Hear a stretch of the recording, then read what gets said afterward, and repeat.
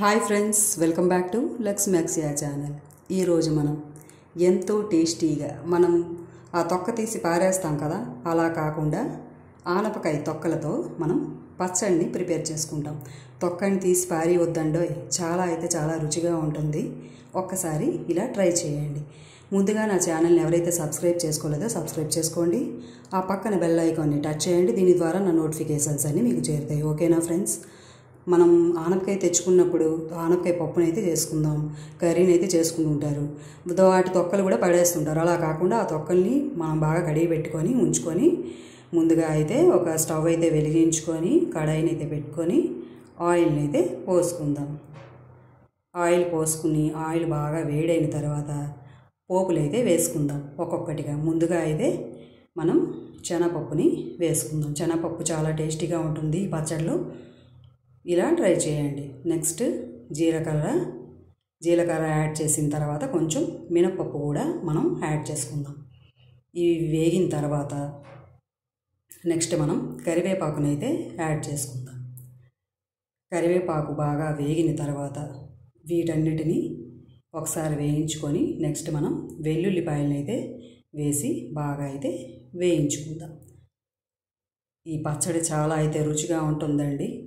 రైస్లో ఒక పక్కన పెట్టుకొని చారన్నంతో తింటే సూపర్ అండి. చాలా బాగుంటుంది.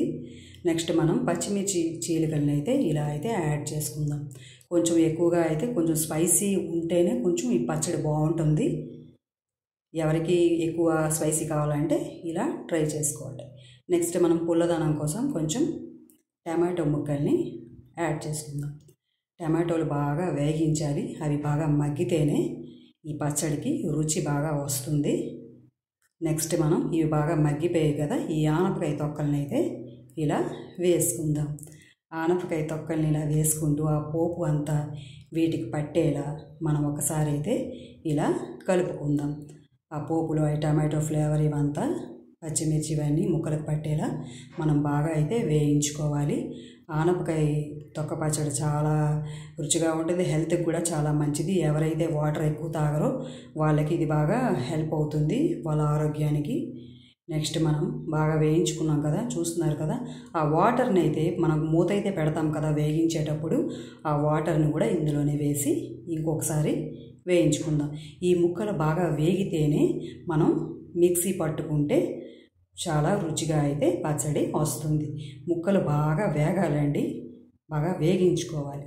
ఈ టమాటా ముక్కలు ఆనపకాయ ముక్కలు అన్నీ మనం ఏంటి వేసామో అవన్నీ బాగా వేగితేనే మనం తీసి మిక్సీ జార్లో వేసుకొని మనం మిక్సీ పట్టుకోవాలి. చూస్తున్నారు కదా, బాగా అయితే వేగిపోయాయి. ఇప్పుడు మనం మిక్సీ జార్లోకి తీసుకొని